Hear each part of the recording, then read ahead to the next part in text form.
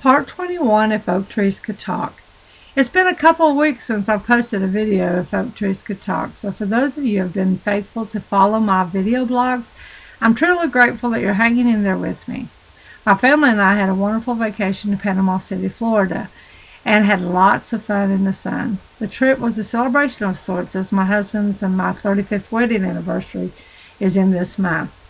I'm back home in Georgia, and I once again am so glad that you are spending this time with me as I read the rest of Chapter 11, The Escapees, and go right into Chapter 12, There Is No Place Like Home. Chapter 11, The Escapees. "Are you coming back to us, Henry?" Helen shouted up. Henry just continued to chuckle. "Well, Mama, how do you propose we get him down from there?" Amelia asked, while trying not to look up at such a view. "He'll come down when he's ready, dear. Don't worry. He's not ready yet." "Well, thank God it's not cold outside," Amelia whispered, as both she and Helen began to chuckle to themselves. "Okay, Amelia, go inside the house and get me a blanket, and dig in the pantry closet for that old picnic basket. I bet your daddy is starved, as it was probably early today when he left Glenview.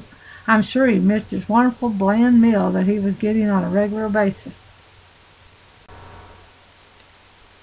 Do me a favor and have Robert run and get some hamburgers and fries from Speedy's Grill and Shake. They're your daddy's favorite. Make that onion rings, as Henry loves him some onion rings. Also, there's a radio in our room on the dresser. Get it too.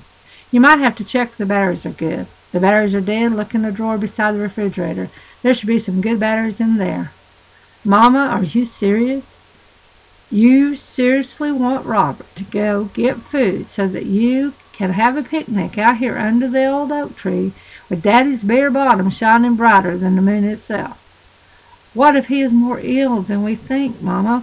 What if this little excursion of his has made him worse than before?" Amelia drilled. "So what if it did, Amelia? What if it did?" Helen calmly said, as she looked up with her tender smile and her eyes full of nothing but love for her husband. Chapter 12, No Place Like Home. Although Amelia did not always agree with her mother, she knew that no one knew her father like her mother did. So she immediately left her parents to tell Robert what her mother had ordered. Robert obeyed and backed the car out of the driveway and sped off to Speedy's Grill and Shake. Amelia then began to fulfill her orders that her mom gave her as well. She walked up the side yard and stood in front of the huge Victorian house that was built by her great-grandparents in the 1800s. Since that time, her grandparents and now her parents lived in what was once her home. The home was beautifully designed with ornamental columns and cornice boards that had intricate scroll work that framed the home. It was always such a wonderful, safe, and happy place. Memories flooded Amelia's mind as she stood in front of the old house with its deep family history and its gorgeous exterior. She sighed deeply as she felt the house was as lonely as she was for her parents to return home. Amelia felt homesick. She stepped onto the long, winding porch that stretched the entire length of the front of the house and proceeded to wrap around to the side where there was a beautiful set of French doors. In that brief moment of hesitancy, before opening the door to her parents' house, Amelia remembered all of the grand parties that her mother and father threw every year in the summer. The French doors at the side of the house opened onto a beautiful patio and garden area where her parents practically lived.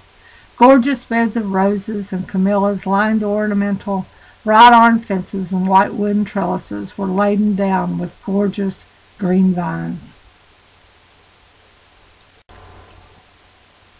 Henry and Helen loved to entertain in the garden area. It was the perfect place. Henry, again being a Southerner, took pride in himself as being a great Southern chef. He knew how to smother ribs and some of his own famous barbecue sauce that he made and sold in his hardware store. Yes, her parents were quite the entertainers. There were many times that Amelia would cuddle up in the hanging swing on the porch and fall sound asleep to the sounds of crickets, tree frogs, soft music, and adults laughing and talking. Amelia smiled at such pleasant memories, but was saddened by the thoughts that she may never get to live any of them again. As always, thank you so much for taking the time to tune in or read along with me today. I hope that you continue coming each week until you read or hear the entire romantic story. If you're interested in obtaining your own copy of If Both Trees Could Talk or any of my other books, please visit my Amazon author page here. Also, if you are new to my video blogs and would like to catch up on the story from the beginning, please check out the archives in this blog or simply subscribe to my YouTube videos, as they are numbered and in order. I am also a weekly contributor to the Lakeview Times. All of my videos are published each week at lakeviewtimes.com. I've included all of the links